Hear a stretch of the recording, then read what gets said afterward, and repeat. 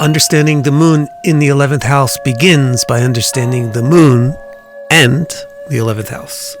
So let's review real quick. Here's the 11th house. It's the area of sky, and that's overhead, but to the east.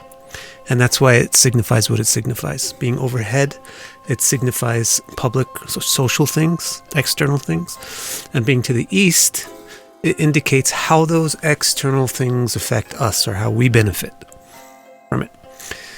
So you could summarize everything about the 11th house by saying it's the benefits that we get from society. We can categorize these into two types of benefits, social and cultural. So now we can understand why the 11th is the house of friends.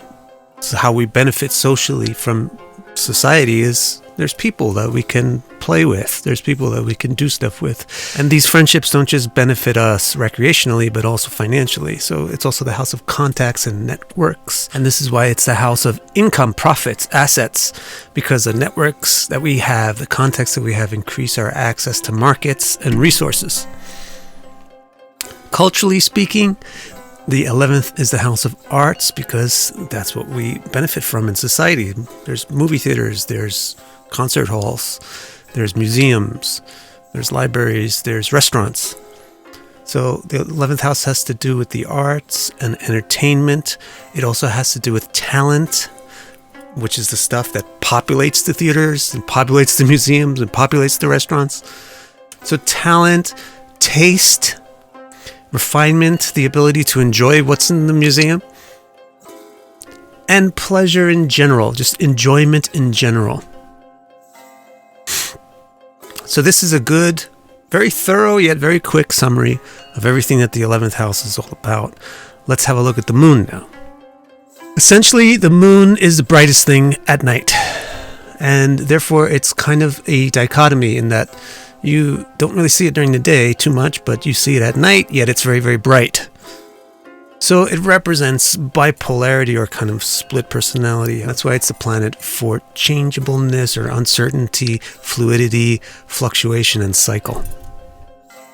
And because it's so bright, it is certainly very attractive. It attracts the eye. Therefore, it symbolizes beauty.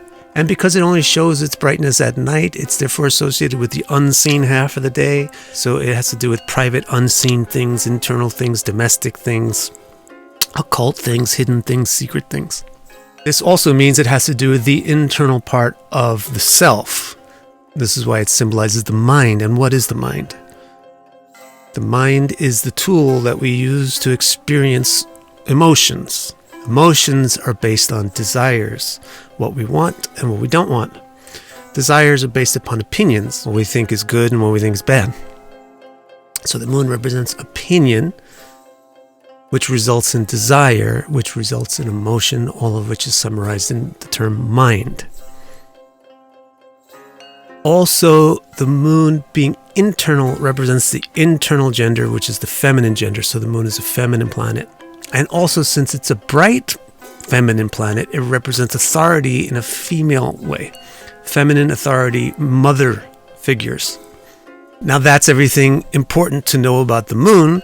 And now that we know about both the moon and the 11th house, we're ready to look at how we should interpret the moon when it's in the 11th house. As always, you look for a spot where something about the planet has something directly to do with something about the house. So for example, the moon is the planet of desire, and the 11th is the house of pleasure. So if you put the moon in the 11th house, it gets along with the 11th house. And so the interpretation of the moon in the 11th house is what we would call bhavayu. It means lively. They're alive, they're eager, they're ambitious, and they're healthy, they're invigorated, they're ready to enjoy, they have a lust for life. Also, the moon being the planet of desire has a lot to do with the 11th house being the house of profit. And so we describe the moon in the 11th house as dhana and tanaya. Dhana means wealthy, productive. What I want gets along well with what I get. So the moon in the 11th house signifies the ability to get what you want. So wealth, productivity, the ability to produce, tanaya, creativity, fertility. The moon, being so bright, is the planet of beauty, and the 11th is the house of arts. So that's also really synergistic. Hence, the moon in the 11th house signifies manasvi, which means a refined person, a person with good tastes, an intelligent person, a sophisticated person, a high-class person, a person who knows beauty and knows how to be beautiful.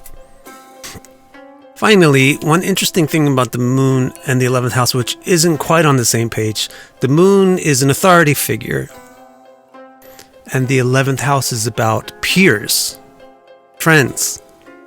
So that's sort of not getting along, but it's sitting in the context of all these other ways in which the moon does get along with the 11th house. So it's not going to produce an entirely bad result. Also, the moon is an authority, but a feminine authority. So it's not entirely antithetical to peers and cooperation. But what you find with the moon in the 11th house is prityasaha. The person tends to acquire followers rather than friends. They tend to be leaders, and they don't really sit on the same level with their friends. They are kind of above. They become the leader figure in their group. Now let's put some faces and names on the moon in the 11th house and see if some of these interpretations can come to life and become a little bit more tangible, make more clear sense to us. Kamala Harris has the moon in the 11th. So does John Lennon, Mahatma Gandhi, LeBron James, Martin Luther King, and Agatha Cristie. Now all of these people actually really well illustrate all of these aspects that we mentioned for the moon in the 11th house. But if we could pick out one archetype for each of these four interpretations, I would say Kamala Harris. Let's use Kamala Harris as an example of a person who's very ambitious. She's going to become a vice president of the United States as a woman in a country which hasn't really politically accepted women very well.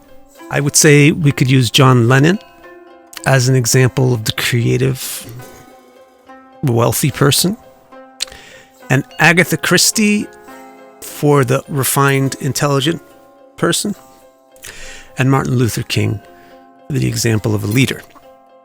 Now, taking a close look at Kamala Harris, her moon in the 11th house is in Aries.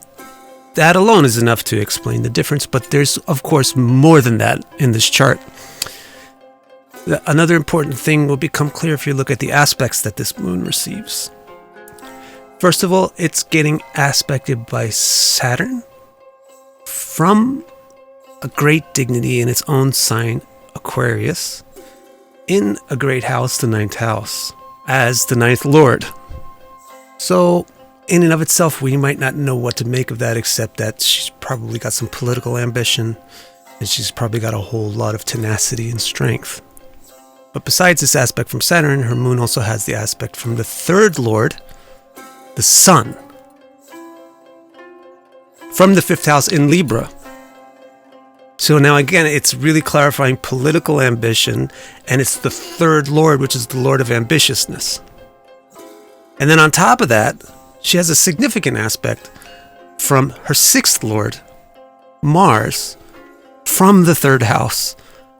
The 3rd house is the house of ambition. Mars is the planet of ambition, and the 6th lord is a lot of political power and ambition to fight. So taking all these three aspects to her moon together, and considering the fact that that moon itself was in Aries, it's quite easy to see how she would most of all exemplify this ambitious aspect of the moon in the 11th house, and that ambition would have a political slant to it. Above and beyond all this, she has Rahu exactly on her ascendant, which is fairly important for being a very uncommon person. Now let's take a look at John Lennon and see why he exemplifies the creative type that is possible with the moon in the 11th house. Well, his moon in the 11th is not in Aries, it's in Aquarius, which is an air sign. And following up on that clue, you'll find that not only is his moon in an air sign, but so is his sun, and so is his first lord. Air is the element which is very ingenious and creative in an artistic or sensual sense. It's not really enough to explain why he's an artist, most of all, out of all these things. So look a little further. For artists, we like to see combinations between houses 3, 5, and 11. Most of all, 3 and 11, or 5 and 11, something with 11. So in his case, his 11th lord is in mutual aspect with his 3rd lord. His 11th lord is Saturn, and there it is in Taurus. And his 3rd lord is Mercury, and there it is in Scorpio, exactly opposite to his 11th lord. So there you find the artistic skill. And it does describe John Lennon. He's a folk artist, most of all, not a fine artist. And actually, he's more of a political activist in the role of a musician.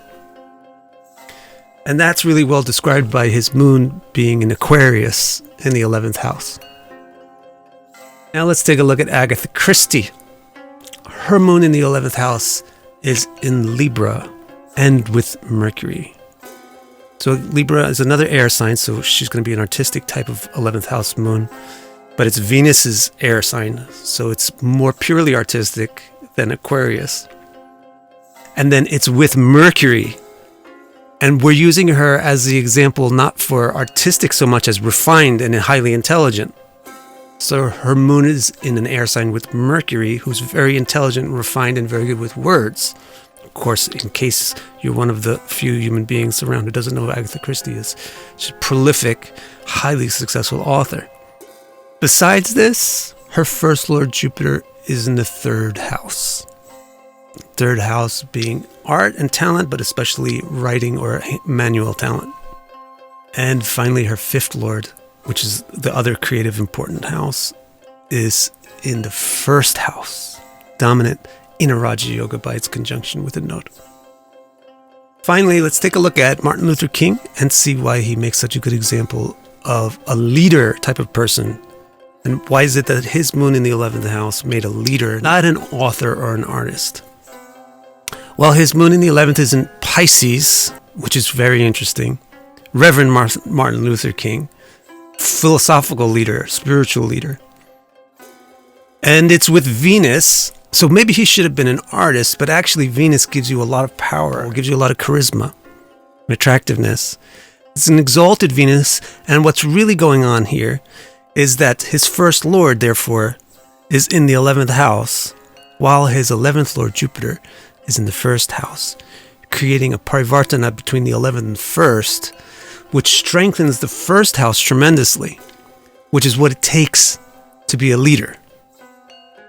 So in other words, his moon is in the 11th house with the 1st lord, while the 11th lord is in the 1st. So all of the nature of the moon in the 11th house is focused towards the 1st, which means being an outstanding person, being an outstanding individual, being a person who's seen more than others. And in support of that, he has a very strong Raja Yoga because his 9th lord, Saturn, is exactly opposite to his 7th lord, Mars. And so this gives a lot of power or influence over the people. So now I think it's clear what the moon in the 11th house represents, and also why different charts of different people would bring out different aspects of what the moon in the 11th house represents. If you want to actually have my interpretations for all of your placements in your chart, you can go to my website and order that from the charts page. It's victorcara.com/R2. Thank you so much.